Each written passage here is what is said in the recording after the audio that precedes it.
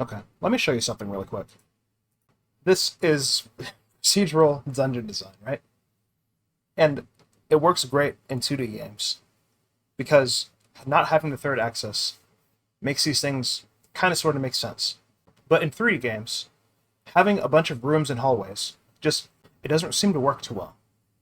I kind of want to explore why and what can be done to fix that. So all this is coming to me because I saw this image when I was just browsing around, looking for ways to make Starfield's prefabs make sense. And I realized that none of the options I really found none of them really stuck with me, none of them really clicked. I want to explore why. If you couldn't tell, this is in reference to Starfield. Um, I don't know exactly all of the little caveats to the engine, and if you want to use this elsewhere, I guess you can. It's not a big deal. But just keep in mind, I am trying to use this for Starfield. I'm thinking about Starfield here. Because that game lacks dungeons. So, the common thing with Elder Scrolls dungeons is that they're all they're all handcrafted, right? They all like to say that they're handcrafted. They had like a bunch of people come in and start working on tile sets, and they made rooms, and they put each object is placed individually by a human hand. But it kind of doesn't feel like it. It should have a handcrafted feel, if that was truly the case. But it doesn't. And I think that's because dungeons are really used as a stage for you to express your combat prowess or play it as a stage for a quest or whatever the hell, right? So I wanted to talk about what makes a dungeon fun. I've kind of broken it down into like 4 or 5 things. I guess depends on how you categorize. Number one is intentionality. Intentionality is going to be the act of why you're in the dungeon, right? Like, what am I doing here?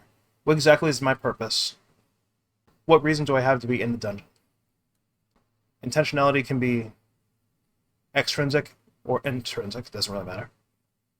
But there needs to be a reason. I talked about this in the Starfield video. I'm not going to repeat it again, but players like incentives to do things, and they hate punishments. There needs to be an incentive to going into the dungeon. That's intentionality. When you're going into a dungeon and you don't feel like going in, that means the intentionality has failed, and it's going to be less fun. Nobody wants to go into a dungeon and not be there. Not actually want to be there, I mean. Nobody wants to be there and not be there. Whatever. Fuck it. Next, skill expression. And skill expression can be broken down, like, into more categories. Like, fuck it. We're not going to break it down. We're going to keep it as 5, okay? It's exactly what it sounds like. Going into a dungeon allows you to showcase your skills, whether those be survival, mechanical, they allow you to fight shit. Dungeons are usually a really great stage for huge battles. Some of the coolest fights were going on inside of a crypt, under a mountain, fighting some type of giant or a crypt boss, or, you know. Skill expression is important. You want to be able to express your skills. Imagination. This one's kind of complex, but being able to express your imagination inside of a dungeon, I haven't seen any game do this, and I guess I understand why, because it's not really fun expressing yourself while you're deep down under a cave or in a mountain or something. And of course, there are dungeons that are above ground, so like, you can have a castle. You have a castle here. And this is technically a dungeon. You don't have to be under the castle for it to be a dungeon. But even if I were using this as the dungeon, what exactly is the imaginative aspect of this dungeon? How players express themselves going into this dungeon and using their imagination. Usually, imagination kind of gets lumped in with intellectual, right? So, like, these are going to be your puzzles, right? That's not how you spell puzzle. Oh my god. No, that's definitely how you spell puzzle. So your puzzles, your riddles, these types of things. In this way, intellectual and imaginative kind of work together. The last time I saw imaginative dungeon design is probably going to be on Deponia. But those aren't really dungeons. That's just a point-and-click adventure game. That's just the entire games like that. But if we could have dungeons that are imaginative like that, I think that'd be pretty interesting. Anyway, that's besides the point. And the last reason people go into a dungeon, having fun anyway, is the crawl, the dungeon crawl. The process of using up your resources, so that's going to be your food, that's going to be your water, your light sources, any ropes you have. Like, these are resources that you're going to be using up in the crawl. And the entire process, the entire fun of it, is making this process engaging. Not hard, engaging.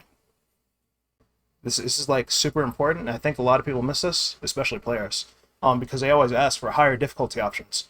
They probably don't want higher difficulty options. What they actually want is something that engages them, something that requires their attention. And usually, yes, difficulty does that, but you can have a really easy game on paper, and it actually requires all of your fucking attention, and that's exciting. People like to play that. An example of that would probably be Dragon Quest Builders. That game is dead easy, but it requires your full attention the entire time. It's not really an idle game until you get to a certain point in it, and you have like your towns managed for you and all this stuff. But until then, yeah, it's engaging. So players want engaging gameplay, and the crawl doesn't get more engaging than this. Like, the issue with imagination and intellectual challenges is that you can use them 3 times at the most before they're tired, before they're exhausted. Think about the Water Temple. Water Temple had 10 of the same puzzle, and just in different variations. This was a triangle, this was a square, this was a circle, this was an X, this one's a Y, this one's an A, this one's a B. Like, this is annoying. Players don't want to rehash that many times. And it's difficult to make puzzles. Puzzle making is difficult. That is a skill all by itself. And so the crawl is probably the easiest way to get something that's engaging the entire way. A nice slow burn. They'll have your players stressed the entire time.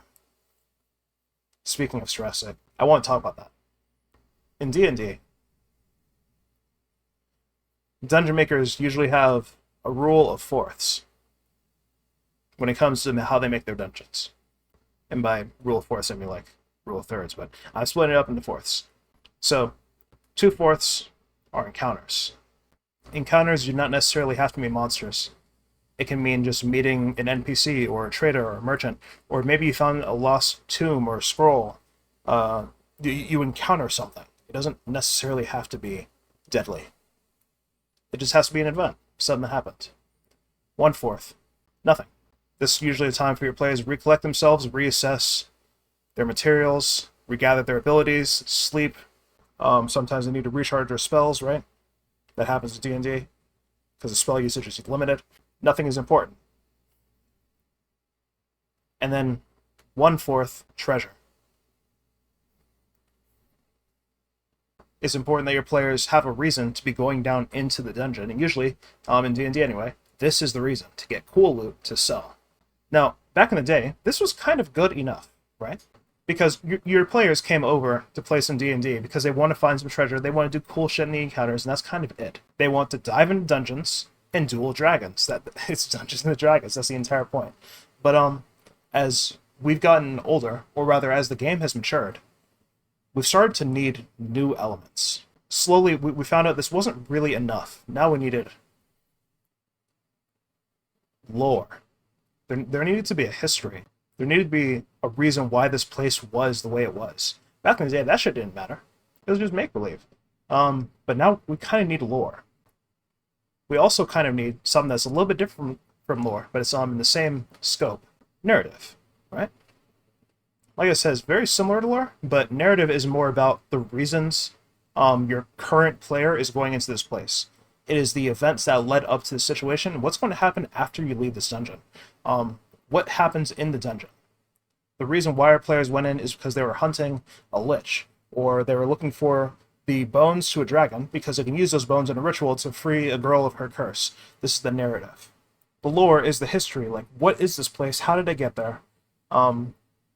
History.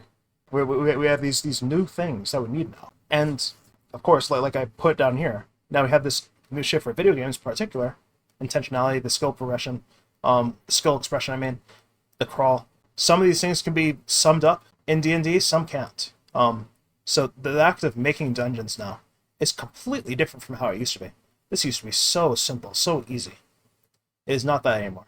There's a lot more that goes into this. So here's the issue. All of these things are like, if we're talking about what can be randomly generated using any type of algorithm, well, we can generate the encounters. We can generate nothing. We can generate treasure. But lore and history? We've seen games I've tried. The ones that come to mind for me are Dwarf Fortress and Caves of Qud. I guess another one would be RimWorld, right? Like, these are story-generating games. But if you've played...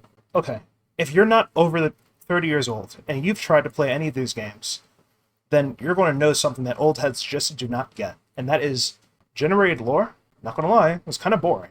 It doesn't mean the games are bad, right? It doesn't mean the games are bad at all. These are great games. I love playing all three of them. I love this, right? These games are fantastic. However, the lore is less important. What makes these games exciting is not the lore, but the narrative. And it's not the narrative that is generated for you. It's the narrative that you generate.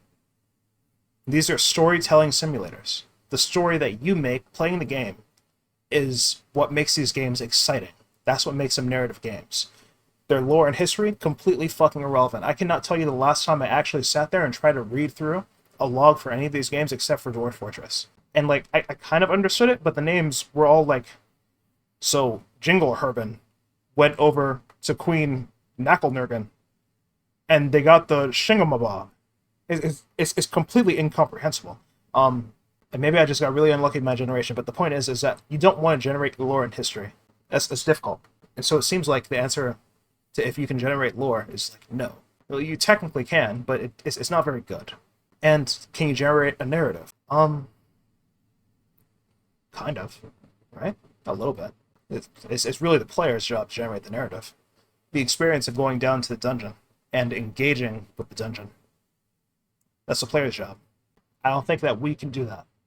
And so it's important that the way these dungeons are designed, it's in a way that lets the player have control over the narrative. The player must have agency. The player must be able to express skill. They must be able to express their imagination, their intellectual capacity. They need to be able to express these things because they make up the story. Now that I've gotten out of the way, I want to talk about, like, some things that came to my head as I was thinking about how you would go about generating content. So I've been looking through a lot of these algorithms, and one thing that I don't really hear used often is the concept of micro and macro tiles. For some reason, like you saw in that GIF earlier, rooms are kind of blocked out, and it's a combination of algorithms that make these things exciting. And they change their width, their length, and it's kind of expected that they link up eventually, right? This room goes to that room, that goes to that one. There's another algorithm where, like, sometimes it'll give you a bunch of cubes, and then you're doing some weird math equation where you're like, okay, which one is the closest to this one? This one. So that means a room has to be here. The pathway I'm in. Which one's closest to this one? That one. Which one's the next closest? That one. So there needs to be a room here, close to this one, this one. But this room already has a connection, so it's deprioritized. It has a -1 prioritization on it. And so it goes over to this one. And same thing again. And here's the exit. It seems like that's how they generate. Like, let's look again at the GIF, right? So after it gets to a certain point, it starts making these key rooms, and then it starts connecting for hallways, finding hallways, making distances, doing calculations, and it spits this out. And this is engaging for a 2D game. For a 3D game, I'm not convinced. It could be, but I'm not fully on board with it looking like this. And I think the reason I'm having an issue with that is because when people are like, okay, so something I heard a lot was you have to combine techniques, right? No, it's not enough to just use Perl and noise. You also have to use wave function on top of the Perl and noise. And then you also need to use what's another one? Cell growth. Fucking I don't know who the fuck is using cell automata. But yes, you also have to use cell automata. Like, you have to use all these things, and then you can get a super interesting dungeon. I don't think that players give a fuck about the dungeon's layout. as a player, I can't tell you the last time I was thinking about, oh yeah, this dungeon it's laid out so interestingly. No, as a player, what I'm caring about are these things here. And for that reason, a dungeon layout, which is what all these algorithms attempt to convey, they're attempting to create, they never really work out for me. Don't get me wrong, that GIF was fantastic. And I do love 2D games with that type of layout. But it works for a 2D game. It works for a dungeon crawler game. It doesn't work for a game like Starfield, where I'm trying to generate a 3D tile set. I can't just use that and scale it on the... Okay, I don't want to start a debate. This is the y-axis. This is y plus. I don't want to start a debate. This is the y-axis. That's all I'm going to say. This is going up is y. Okay? Z is depth. And X is left and right. Okay? I'm not doing this. I'm not fighting this. I'm not doing this right now. I just wanted to point out this is the truth, and if you disagree, you're wrong. That's all. Anyway, so I was looking at this, and I was like, okay, I think the reason why I don't really feel anything with these tile sets is because what I really want to generate is the micro stuff. So what goes into a room? What goes into a tile? Well, I want to take a quick look. Okay, so take a look at this. Imagine if all of the hallways were some variant of this. Don't you think that'd be kind of boring? We're talking about the micro, the things that make this dungeon look cool. These hallways need to be more than a hallway, right? Whenever we're talking about these lock and key systems, I think we have a habit of assuming these rooms are going to be connected like this. When in truth, when you look at like old Dungeons & Dragons maps, man, I tried to find an example, I couldn't even fucking find one. That's how common this shit is. Hallways are always like these weird connecting pieces, but we should have, okay, for example, the word hallway needs to be expanded into transition, right? It needs to be in a transitionary phase of your dungeon. So for example, instead of a straight line being your transition, we can also do curves and roundabouts. And of course in 3D, stairs or spiral staircases, maybe elevators. Like when I look at that picture of Starfield, what I see here is a straight line that can branch off into a T-section. Like, T-sections are okay. T-sections are perfectly okay, but they cannot be everything, right? And the worst part is, these aren't even really micro. These are really macro, because they have to do with the overall generation of the dungeon. Like, you have these blocks here, and you connect them with these. Doesn't it seem more interesting? It seems more organic. It seems like you only really see this in caves, right? But you can put this in buildings. And if it seems like unrealistic to have rounded shapes in a building, you could also do like L shapes, right? Sharp corners. There should be more. There should be more than what we have. Right now, it seems like we only really have these. I'm not saying this is all the options, but I feel like this is one part that could definitely spruce up any random generation. Like going back to that fucking GIF. I love this. We have corner pieces. Corners. Straight. Straight. Corner. Straight. Straight. Straight. This isn't going to work in 3D. It's simply not enough, I don't think. Once again, looks fantastic. I love this. But only for 2D. So, what's this micro thing, exactly? Well, when you saw inside that Starfield thing, we have a few elements we can decipher here, right? We have rows of barrels. We have the catwalk, of course. We have these crates over here, more crates in the back. Lots and lots of, like, scenic trash. We have some windows. I think that clustered assets is probably going to be a big thing. Like a cluster of barrels. This is so complicated because I don't see many games using this type of design for their procedural generation. Like when I think of a game that does, I think of like Enter the Gungeon, where like there's random clutter, right? We have tables and we have barrels, and we have walls and flags, but that's kind of all. This isn't really... Barrels and crates and torches are okay. That's okay micro generation. But how are you going to get this? I don't know. That's why I feel like whatever algorithm is going to be used for micro, it has to be used like separately. Let's draw out that room in Starfield. So let's say this is that room. This is the catwalk. It's going up. Here are the barrels. Here's some crates. I feel like the room would have to be divided into cells. and each cell gets its own microblock of generation. So like this cell is generated, and this cell, and this cell, and this cell. And of course, because it's wave function collapse, for example, it'll be able to fill out this room convincingly, and by the end of it, the room will not look like a hallway. The room will start to look like some weird amalgamation thing. And it'll look super interesting, but it's all one room. So like, if I were to draw this as one room, right? Isn't this interesting? And that's kind of, like, this isn't just a bundle of rooms. This is a compound shape. I don't know. To me, that seems like far more interesting. And you can generate dungeons like, okay, imagine if this was the doorway, and this was a doorway, and this was the doorway. Like, what? Isn't this like an insane difference? This is an insane transition. This is a hallway. And then, of course, using this generation over here, the way we place fucking barrels, it'll be inside these clusters. It'll be... Yeah, like... I don't know. Like, I'm coming up with this on the fly, so maybe I'm overlooking something, but it seems strange to me that we're not doing a 3-step process of step 1, blocks, 2, clutter, 3, compound, 4, coal. Because, of course, when you fucking compound these things, after you've done the clutter, there's going to be some clutter that's overlapping. If you can set up the rules for your wave function algorithm to not bother with that, not be bothered by that, it's fine. Then you can skip this, but otherwise, you got a call. And 5, wait. Because, of course, this is the micro.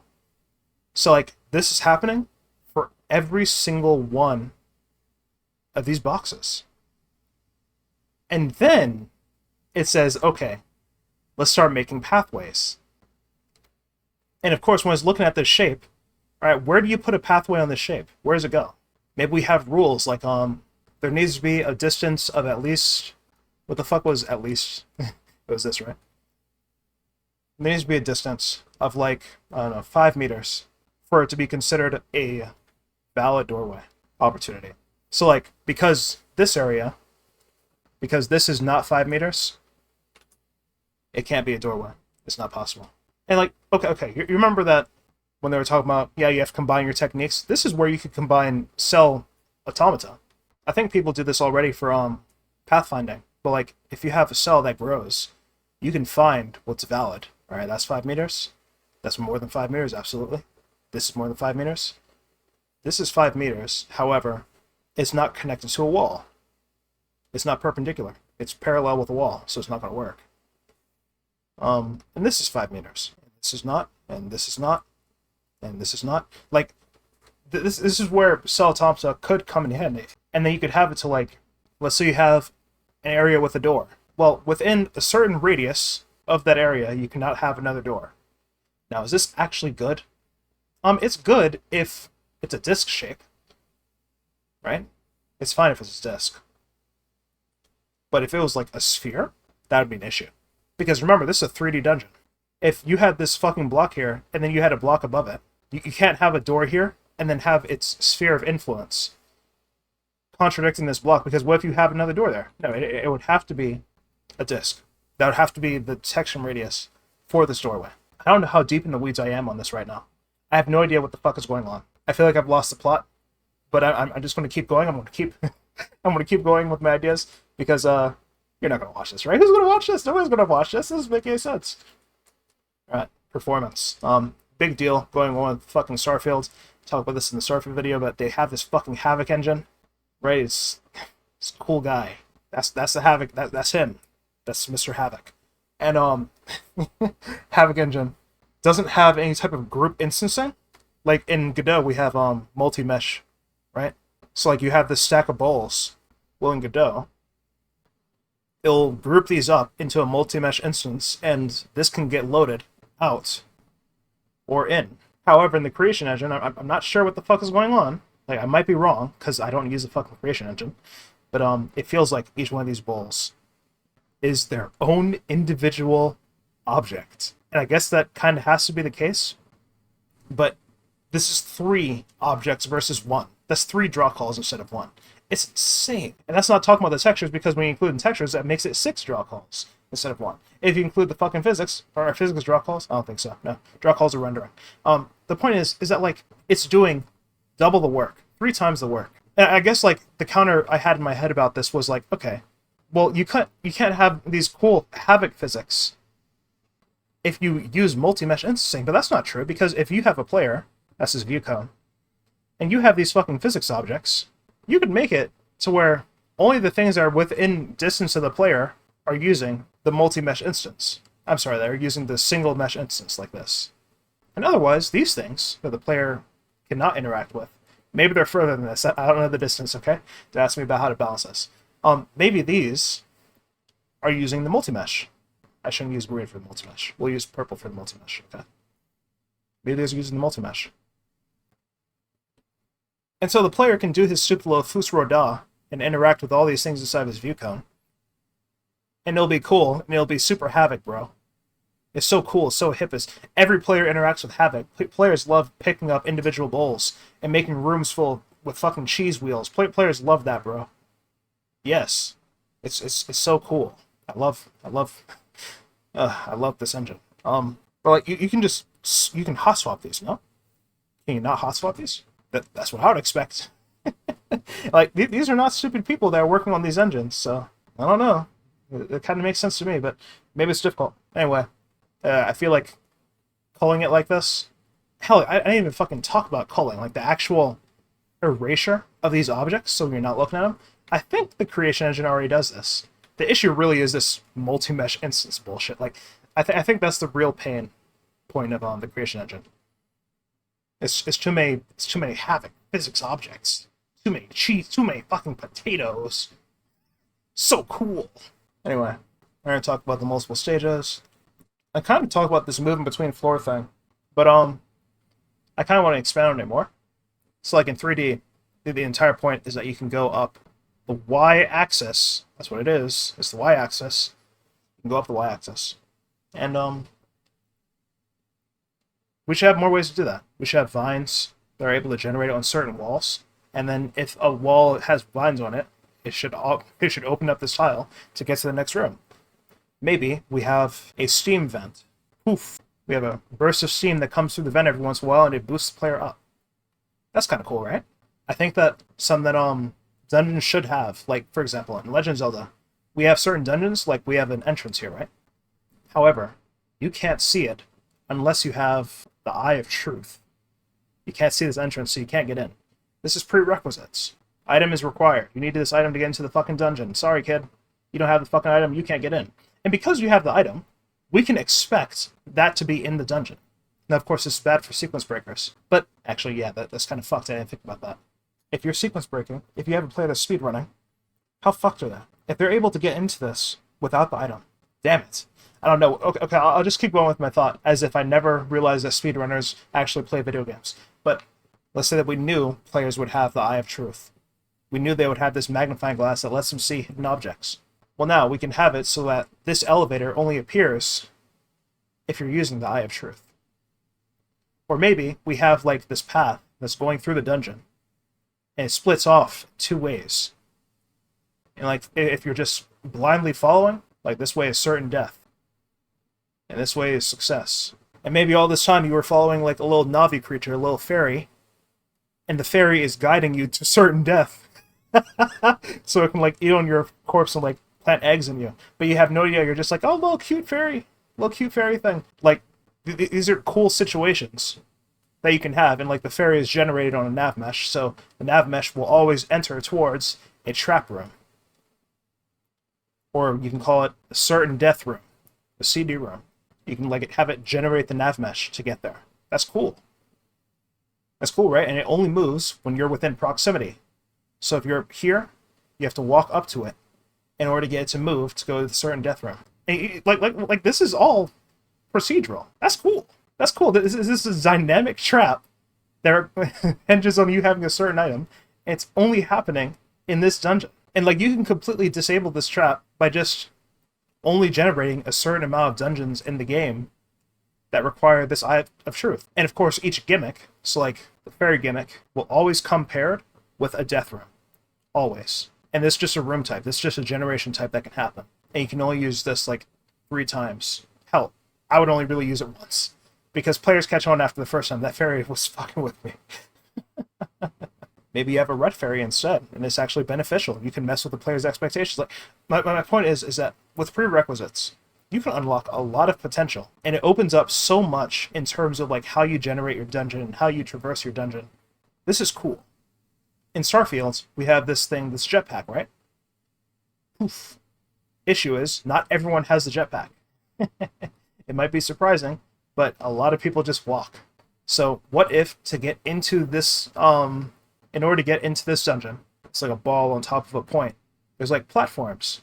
And you can't jump, so you have to use a jetpack to get up there. And so now you have a dungeon inside this little bulb here that is it's designed around the jetpack, and by design I mean procedurally generated around the idea that you have a jetpack. Right? The floors are going to be far higher up, and you have to traverse that. And if you use my suggestions from the Starfield video, and the jetpack can actually move like laterally, like side to side and shit, maybe we can test player skill by firing like a bunch of fucking laser beams. Or maybe you have like plated traps where you step on the trap and it's unavoidable. Like you have to step on these traps. This is my perspective, if you couldn't tell. Okay? I'm trying my best. The point is that you have to step on these traps because the door is over here. And with the jetpack, you can boost yourself past all the traps while they're springing down, like, I don't know, up spikes, down fire. I don't know, dude. Like, the point is that you have a reason to use this jetpack, and it's all prerequisites. It's all cool. It's all hip. It's all dope. Okay, I'm with the cool kids. That's what I do. It's just new tiles for the procedural generation.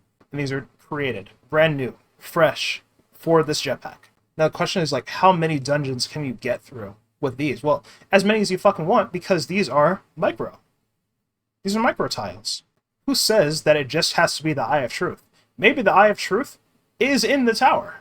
Now, this isn't the best for Starfield, but if you want to make like a long-term immersive sim RPG, then having a quest okay, let's say that we had a path inside your fucking dungeon, and then all of a fucking sudden, there's like this weird side path. If you had the Eye of Truth, you could see this, and it could take you to a brand new part of the dungeon with separate objectives and separate rewards. And like you're going to be burning through your materials, but it's engaging still. You just found more fun out of nowhere. Otherwise, you go through a dungeon like normal. Now, I want to make like the distinction here. Procedural generation is not infinite. Everything I'm talking about here is about procedurally generating for the one time, right? You get your fucking seed, 1, 9, 8, 7. I don't know what happened there. You get your fucking seed, and this seed will inform all of these dungeon decisions. So instead of 14, you can say, okay, the second digit is 9, so there's 9 of these hidden dungeons in the game. For Starfield, of course, it's going to have to like be 87. But my point is that if you're doing this infinitely, then I basically none of this really works. Infinite generation is a completely different beast than procedural generation. I want to make that distinction. Starfield is not infinite. It is not an infinite game. And the solutions I have for infinite, I don't really have them, actually. I don't have any solutions. I don't have a way to make a game infinite. Not good infinite. I'll think about it. Maybe I'll come back with that answer, but right now I don't. Okay, some more like weird caveats. Remember Skyrim? That's my Dragonborn. You like them? Alright, so in Skyrim, the dungeons, like you would enter through a cavern, through a crevice in the wall. You'd go through a dungeon, and then like somehow there's like this door that has a lever on it, and it spits you back out at the entrance. They loop. Starfield does this too. It's a weird quirk with Bethesda dungeons that they like to loop. I don't think this is necessary. I think that dungeons should have an endpoint, and it should spit you out somewhere else in the world. Because if it spits you out somewhere else in the world, that's even more adventure. I don't think you necessarily need to loop back. But I can be convinced off of this. I don't know. I don't know if this is good or bad. I don't know if it's bad to loop. It might not be. I can tell you, though, that playing Skyrim, I can't think of a single situation where I've been like, damn, I wish they put me right back at the fucking entrance. Oh yes, thank God they put me at the entrance. Like usually if I'm going to a fucking dungeon. Actually no, you know what? It's because Skyrim dungeons they're diversions, right? They're side quests. And if they spit you out somewhere different every single time, your side quests would be infinite. I guess why I'm looking at putting into a full world is a good thing for Starfield is because Starfield is one big fucking side quest. Gathering relics is a side quest. The side quests are the main quest. And so it might be necessary to move you through the world, through the dungeons. The dungeons themselves might have to be transitional. I don't know. Another quick note. I don't know where this fits, but I want to talk about it because I feel like I'm a fucking fraud if I didn't talk about it. So, lock and key generation is the typical Legend of Zelda dungeon design 101 thing. You have a lock and a key. And you're generating a fucking tree node, and it's like, I need a bigger space. Generate a tree node. And somewhere over here is the fucking key, and somewhere down the main path is the lock. So the key would be like, there, that's the key. Is this bad? Not necessarily, but for a 3D game, like, have you ever played Daggerfall? I'm not going to find pictures of that. Actually, yes, I'm going to find pictures of that. Let's get a picture of Daggerfall. Okay, buddy, listen. I want you to listen very carefully, okay? I want you to think, lock and key. Do I really want to put my players through this? Does this look engaging? The answer is no. No, this does not look engaging at all. A lock and key for this? Imagine having to search through this to find a key. No, that's fucked. And of course, you know I don't like to talk about that shit without a fucking solution. So let's talk about the solution to that. How do you fix like a Daggerfall dungeon anyway to make it so that lock and key makes sense? Well, it has to be part of the core gameplay loop. I don't know how to like implement this myself. We need a finder, a wayfinder type item. It does not have to be in the dungeon. This needs to be a key item or a key ability of the player. We have this spell called Guidance. In pretty much every fucking Elder Scrolls game, there's a spell called Guidance. Imagine using this. Imagine this spell having a fucking usage. Well, what if I'm a fucking melee character, Luther? Oh god, what am I gonna do? Easy. We make the item. We get the item. It's important, like, we have different ways for players to express their imagination. Maybe, instead of an item or a guidance, you have a summon scroll. An item. I already said item. But imagine another item that's not a fucking compass. Or maybe you have a companion. It doesn't have to be a human companion, but imagine, once again, fairy. The fairy will guide you on your way, like you're carrying a fucking bottle or something there. Maybe it actually does follow you like your Link. Like the fairy that led you to your certain end. I can't find it. I've lost it. Okay, there we go. Imagine it was this fairy. Maybe that's the way you navigate through the dungeon, right? I don't know. I think there's more ways to make lock and key intuitive. It should not be a hassle to find the lock and the key. Like, well, once again, pulling up the GIF. Don't make me tap the sign. Okay, where's the key? Imagine this thing down here is the entrance. The red box down here is the entrance. Imagine that. Where's the fucking key? Where's the lock? Yeah, you don't want it. You don't want to do this. You do not want to do this. This type of complexity is well suited for handcrafted dungeons. It is not well suited for procedural dungeons. Another Starfield exclusive point, I mean. Listen, bro, these tile sets, it's NASA-punk. The reason I hate NASA-punk isn't because it's fucking ugly. It's not ugly. I think it's very stylistic, it's very aesthetic. The issue is there's no room. You want to expand NASA-punk into what? NASA-punk plus magic? Like the space magic, right? Like you're Starborn. So what does Starborn technology look like? It's like super smooth, right? Like it's like rounded objects. Silver Surfer. Imagine that. The Silver Surfer is that guy. He's super cool. And you just like, you replace all the low-tech parts of NASA-punk with sleek interiors and rounded corners on everything and nothing sharp. There's no angles. Like, I guess you can expand into that. So what's the science part that you can expand into? Nothing. Because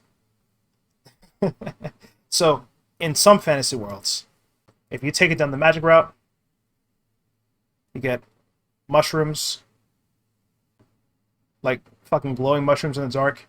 You get some fucking elven tree shit. You get nature. These are the magic fantasy expansions, okay? Lots and lots and lots and lots of room, okay? And if you want to go the science part, the science route, what you end up with are like magitech. So you get like trains, like choo-choo trains. Sometimes you get like mech suits. That's kind of cool. Some worlds actually have like actual guns. Euden Chronicles has like a lens that allows you to channel more magic. Fantasy also has like curses.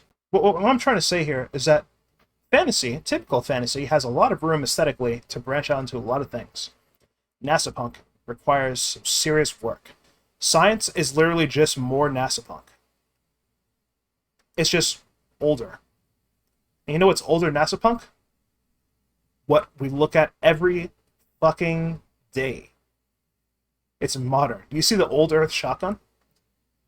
Yeah, that's science. Okay, what's past NASA punk? What's past this?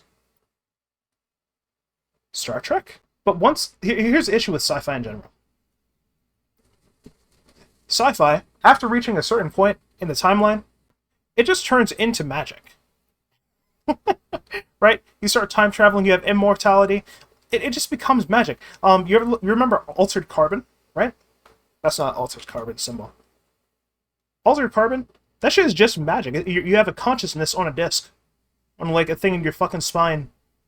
That's magic, bro. It's just magic. Fucking cyberpunk, fucking Deckard Cain replicants, humanity, are they real? Dude, that's just the homunculus. It's magic, bro. It's magic. Sci-fi turns into magic. And magic is fantasy. And Starfield already I'm not going to hamper on this for too fucking long because it has nothing to do with dungeon design. It's just a weird point I wanted to bring up. It pisses me off. It drives me crazy. I don't have an answer for it. Anyway, the last thing I want to talk about, in terms of like procedural generation, are these things like golden rooms, right? This is the answer to an issue that I had over here. I was talking about, okay, we need a reason to go into the dungeon. Narrative, lore. These cannot be randomly generated. You just can't, and when you do, it sucks. It's kind of trash. So we need things like tiles that are handcrafted, and the entire purpose of this handcrafted room, this golden room, is to contain a key, a boss, a special skill or power or spell. It doesn't need to be the main objective of the dungeon, but it needs to be the real dungeon. It needs to be the real part of the dungeon. The narrative reason why you were sent into the dungeon.